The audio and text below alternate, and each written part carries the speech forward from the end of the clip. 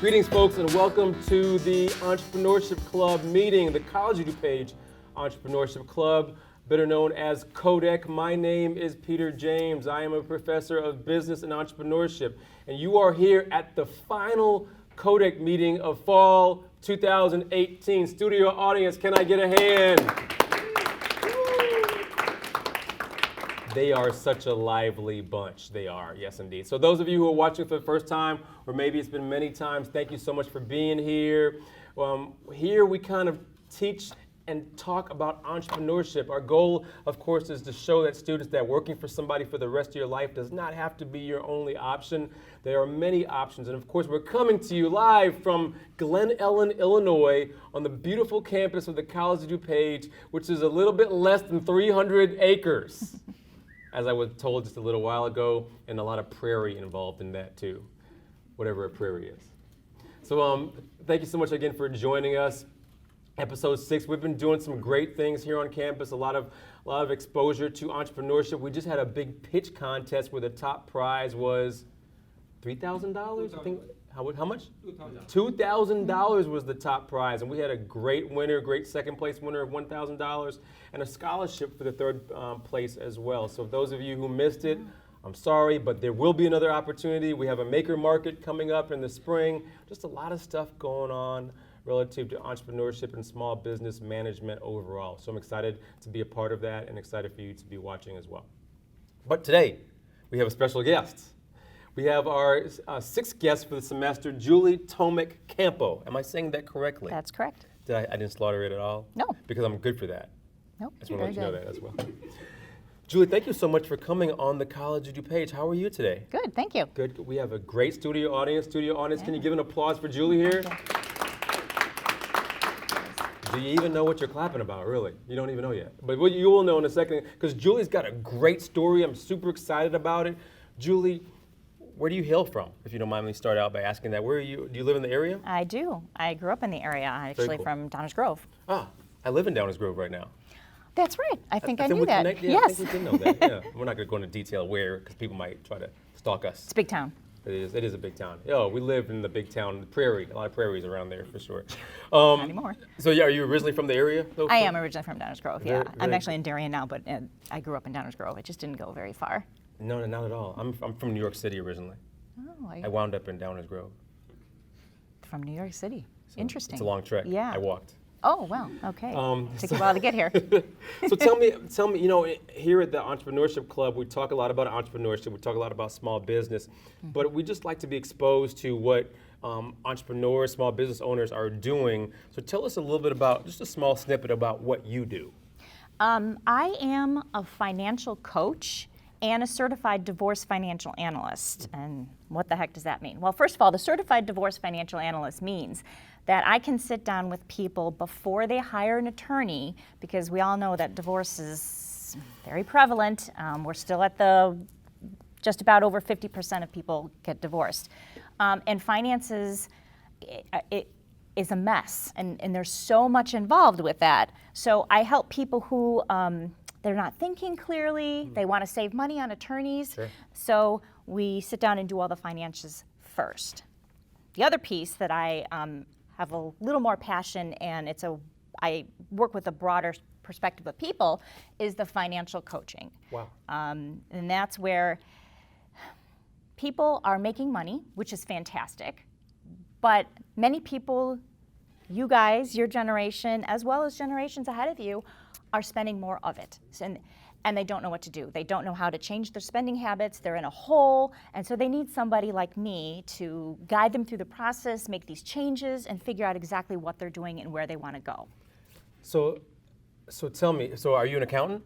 I was. Okay. Are you a financial planner? I did a little bit of that, but no, I'm not a certified financial planner. Cool. And I had to ask that to clarify a little bit. So now I want to take a step back. In your college days, you graduated. How did the path go to get to where you're at to a certain extent? So were you an accounting or finance major in college as well? Can you tell us a little bit about your road? Yeah, it's not a straight path. And it never is. And it shouldn't be, Right. really. I mean, we are going to be working so many years that it is okay to have numerous jobs and careers, and that's something that I like to preach. I started off as an accounting major just because accounting kind of clicked with me in high school, even though I always wanted to be a famous actress, but I kind of knew that that wasn't gonna, I think surface. you have it in you a little bit. I'm seeing that. Well, I do act, but I do Very cool, community very cool. theater. Can you teach me a little bit of stuff later on? Okay, cool. It's fun. I can get you involved. Sweet. So I I started off at Western Michigan University. They were turning that program into a 5-year program, and I knew that I did not want to be in college for that long. There's no way. I couldn't wait to get started on my real life. So I transferred from there, and in between my transfer from Western Michigan to Benedictine, I did a semester at COD. Hey. And I also added classes in the summers. So I actually graduated college in 3.5 years because I just couldn't wait to get out. I was not a traditional student. I didn't do the parties. I just wanted to start my career. Sure. So I started off at Arthur Andersen, Ernst & Young, some of the big accounting firms. Sure. You're just basically a number. Yeah. So I did that for several years. I did some more accounting work, and then I decided, oh my gosh, I don't actually want to do this accounting anymore. I want to teach it. So I went back to my old high school, Downers Grove South, and sat in a couple classes. Now, mind you, I'm a little bit older at this point, so I'm in my early 30s when I decided to change. So I'm sitting in on classes, and I said, this is it. This is what I want to do. So I went back and got a master's in education so I can teach accounting and business. Unfortunately, what happened was there was the recession hit. Yeah. People weren't hiring. People were clinging to the jobs that they had.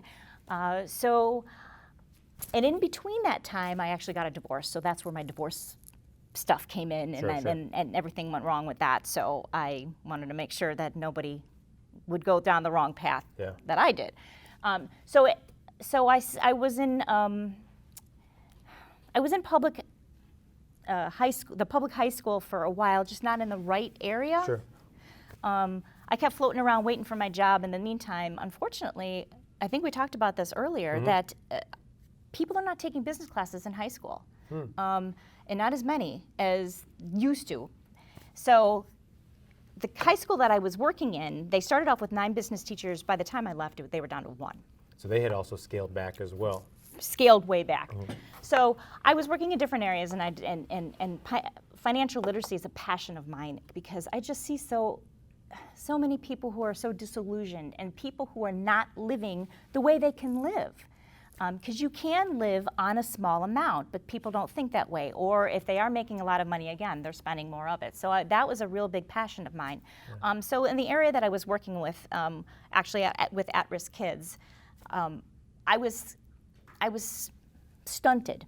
Sure. So I started doing some business work on the side until I realized that where I was stunted, I needed to get rid of that. So now I do it full time. So let's go back to the school part of it as well. You were trying to get deep into the school and teaching for that matter, but you had this passion about financial literacy also. Was the path to do that in high school, was that a smooth path, or did you also have in mind that I wanted to do this on the side as well to be a financial coach, or was also just the high school just going to be your main thing? The high school was going to be my main thing. Yeah. It was, and I didn't even realize all of the extra that was needed. Sure. As far as what I was realizing that the parents needed the financial education as well more than the students probably. As the students, and I also realized, gosh, you need it even before you hit high school. Yeah. So that kind of really flourished inside of me, and I'm like, wow, I really think I can help people in other areas other than just the high school within the classroom. And hey, folks, here in the studio audience, I don't want to hog all the questions. Those of you who've been here before, I want to hear from you guys and some of your questions, especially as it relates to personal finance. Let's just face it. I have kids that are 24 and 21 right now, and personal finance could be a challenge from 18 to 25.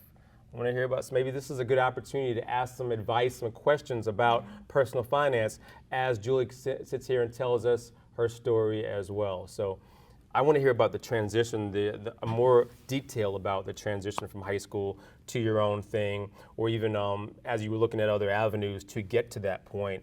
Was that smooth? what did that road look like, and how hard was that in hindsight?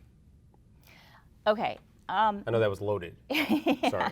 It was not smooth because I didn't start off as, oh, I want to be a financial coach, because I never even heard of that before. Sure. I started off as a daily money manager. I like to do the daily things. So because that's what I work with, we go down to the transactional level. So I started working with people, but it turned out that they were mostly elderly people, which I had no problem with. But at that point, it's almost too late for education. And a lot of it came with some health care. And that is fantastic for people who want to do that. That just wasn't my passion. So I wanted to make sure that I got to people younger and younger and actually teach them, rather than do it for them, to actually teach them how to do it. So it was kind of a transition, because I got rid of I didn't get rid of, but some of those clients had kind of, they Fallen off, yeah. Fallen off, yeah.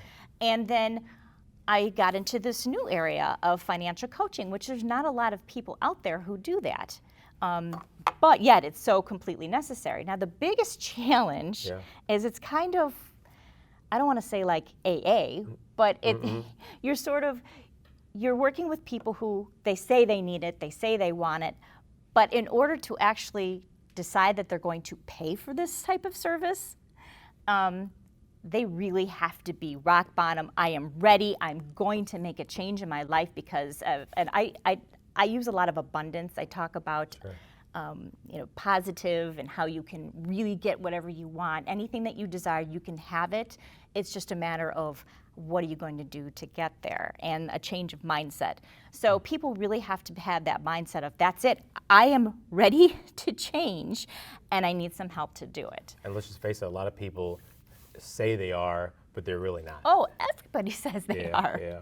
Yes, but they're not ready. So, So see if there's any questions, but go ahead. You said you were going to say something as well? I'm sorry, I cut you off. I forgot the last part of your question. I was saying everybody says that, I'm going to be a better money. A good example of that is, it's 2019, I'm going to manage my money better. Yeah. For like a week. But they don't know how. Right. I've sat down with, I sat down with these two really lovely young people who are in their early 20s. Sure. And I went over a bunch of stuff, pretty basic stuff that they had not heard. Yeah. Or, better yet, they actually have heard it, they just didn't retain it. Because if you go to school in the state of Illinois, that you have to take that one semester in high school of basically financial education. But it doesn't really resonate because you're not in that area. You're at that point, you don't have a car, you don't have a job, so none of it really makes sense. Yeah. Yes, ma'am.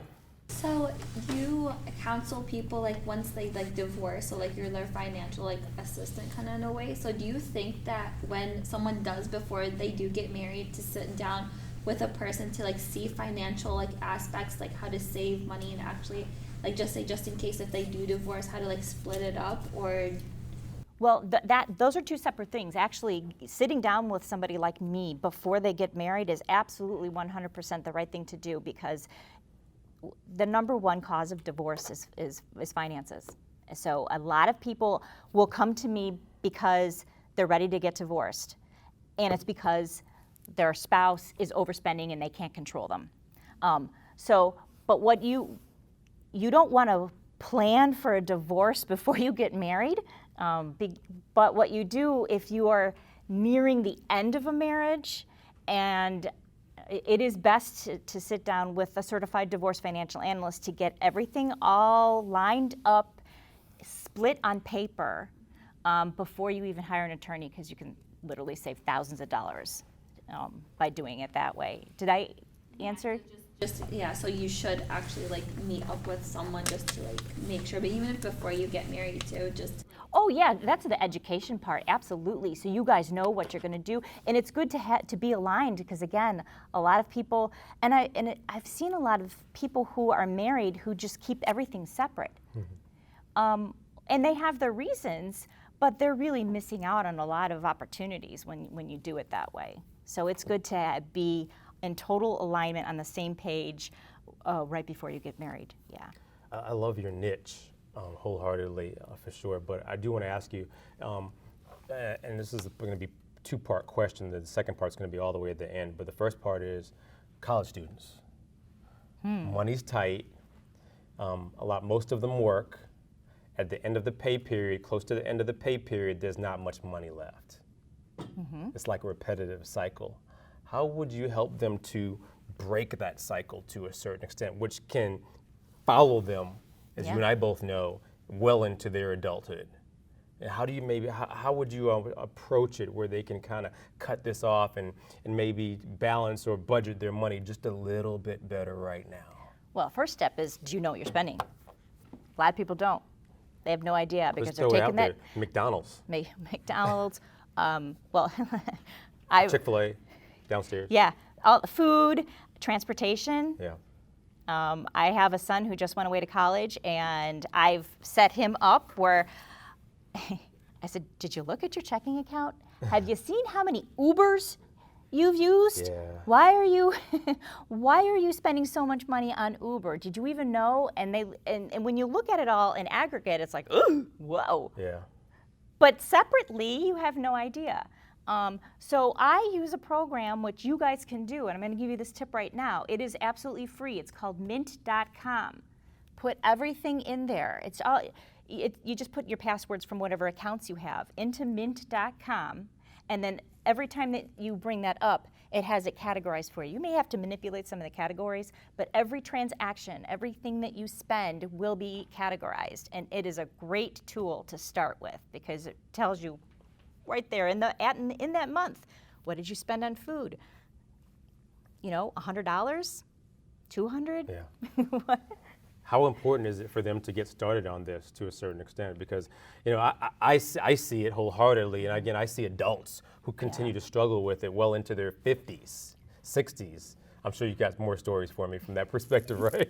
Well, food is the number one. Even Wow. families. Yeah. They go to the grocery store every other day, and I mean, if you're going to the grocery store every other day, you have to be throwing food away at some point because you can't eat that much. And then again, McDonald's and Chick-fil-A and all that, all adds up very quickly. He's got a question?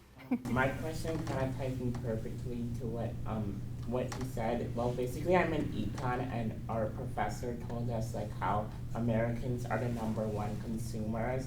So how can we save when our peers or even our parents peers are spending? That's kind of hard. When everyone else is doing it, you also want to do it too. Well, what you can do for saving is, and if you guys have jobs, what I recommend is immediately set up automatic, because you probably have a direct deposit into a checking account. From your paycheck, have a certain dollar amount. I don't know if it depends on what you make, $10, $50, whatever per paycheck, go to a savings account in a different bank. Totally different bank, so you're not tying your checking and your savings together. That way you have money automatically saved out of your paycheck, and you get used to not having as much, so you're not spending as much. Not seeing it too, right? Yeah, so that's what I would recommend for college students, to start a little bit of savings just by not seeing it there, because if you see it, it's so easy to spend. I have a family who, I do this paycheck by paycheck. I sit down and we divvy up their paycheck, and whatever they have left over, they put on the board, and they know that for that 2 weeks, they have $200 to spend. That's it. Because everything else is going to some type of bill. So you have to get it. It's a mindset, but it's also relieving, because oh, that's it. I know I only have this dollar amount. I won't go over. So then you kind of have to figure out, what's important.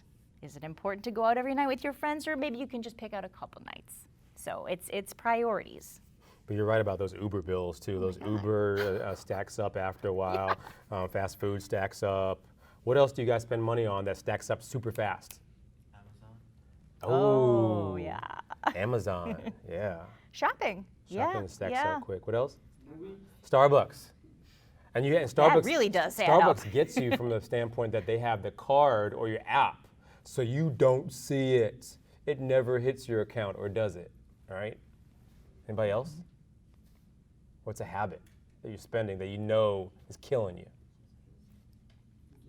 Can you get me a Starbucks afterwards? Okay, cool. How do you advertise? So like, how do you? Is it by word of mouth? Is it by like social media? A little bit of social media. Quite honestly, I hate social media, but you have to. Yeah, As yeah, an yeah, entrepreneur, you yeah. have to use it. So I do social media, word of mouth, and I'm also involved in a couple different networking groups, and that seems to help. So yeah, I don't pay for advertising at all. Good for you. Good for you. No LinkedIn. You don't pay for social media expertise, and Nope, good for you. not yet anyway. Good for you. Yes, sir. All right. Can you explain how? Can you give us college students advice on social networking and how it impacted you throughout your career? I only use LinkedIn and Facebook. And I know that's probably, you guys don't do Facebook, right? You're the generation that doesn't really do Facebook. They do but Instagram. They do. Yeah. Facebook is still really, really good for businesses. And I've just started dabbling in Instagram, so I'm sure you guys could teach me about Instagram. But I recommend only using a few. When you just disperse yourself out there everywhere, you're not really, I mean, it's just here, there. You really need to hone in on a couple that you're comfortable with. Whatever that might be for you. I don't even know if Snapchat, is that a business one? Is Can that you a do any thing anymore still? It's not even. Nobody. I didn't think so. But you know what? Instagram is huge, Yeah, huge, and there's so many different capabilities are coming up. I mean, I am constantly learning new things. I love education. I wanted to remain in the school, but now I'm educating on the outside. So I really, I'm educating myself all the time, every single day. Whether it's a book or social media articles, something. But with the social media, I have my business page, and then I've got a personal one, and I'm very conservative with the personal, just because I don't want somebody to see something that would completely decredit me. Yeah. So that's very important too. Did I answer your question? Okay. So were you just talking about social media in general, or were you talking about Oh. even just the networking, social? More so than that. Oh, So even- networking. I'm sorry. So even the Oh, whole face-to-face thing. Yeah, there, no, that's really good. I do a lot of, I'm in a couple networking groups where we meet once a week, so you get to know people, and then you refer them out. That's very helpful. And then I do go to a lot of different networking events. Again, that's not my favorite thing to do. I don't particularly like to just throw myself out there, but it's extremely important. And if you go to some of the different events all over your area that you're trying to do business in, you start to see some of the same people, and that's really important, because when it comes down to it, you're not going to get referred unless you have a good relationship with somebody. I mean, just because I met a real estate agent the other day doesn't mean that I'm going to refer them out. You know, you have to develop a relationship, and the more networking you do, the more relationships and the better relationships that you develop. So it is, if you're an entrepreneur, you have to get involved in that, as much as I tried to Absolutely. push that off as well. But even if you have an online business, and that's kind of where I'm going in 2019, I'm going to try to put some digital products out there, educational products to sell, because online is huge. Yeah.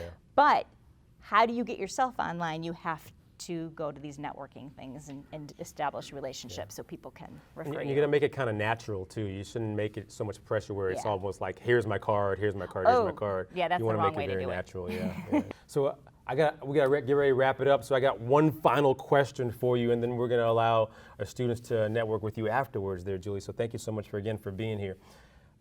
The one question I ask all our guests when we get ready to leave is this, knowing then what you know now, what would you tell your younger self that you can now impart on our studio audience here, or even those folks who are watching behind the camera as well? What would you tell your younger self? Oh, several things. One is don't do something that somebody else wants you to do. Listen to yourself. Learn to listen to what we call our intuition or our gut, because that could never steer you wrong. A long time I did a lot of things that somebody else told me that I should be doing. That's wrong. You're never going to get where you're supposed to be if you do it that way. The other thing is, don't try to be perfect. that will hold you back. You will be completely unsuccessful because there is no perfect. And if you're trying to strive for perfection, you're down here. Yeah. Those are my two biggest things. And well, I guess the third one is, and it does have to do with shyness, is I was extremely shy. I missed out on a ton of opportunities because I was too meek to even to speak up. And you have to keep in mind, it doesn't matter, because guess what? Nobody's thinking about you. They're only thinking about themselves, and you don't understand that until you're a little bit older. They're not thinking when you're talking about you. They're thinking about them and how it relates to them. So Yeah. you have to keep that in mind. Yeah. Good stuff. So much. Thank you so much for coming. thank I you. truly appreciate it. Hey, folks, let's give Julie a hand. And those of you who are watching, thank you so much for joining us on another episode of the CODEC Show. This is the final one for the fall of 2018, so thank you so much for joining us. Spring of 2019 is going to be even better, greater guests, better guests as well, improved guests, but also improved programs as well. And that's so bad. I'm so sorry about that. But how do I say that? More guests. More guests. That was a faux pas there, so excuse me. Thank you so much for it. Thank you so much, folks, for joining us. Look forward to seeing you on the flip side. Thank you. Better guests. Improved guests. So sorry.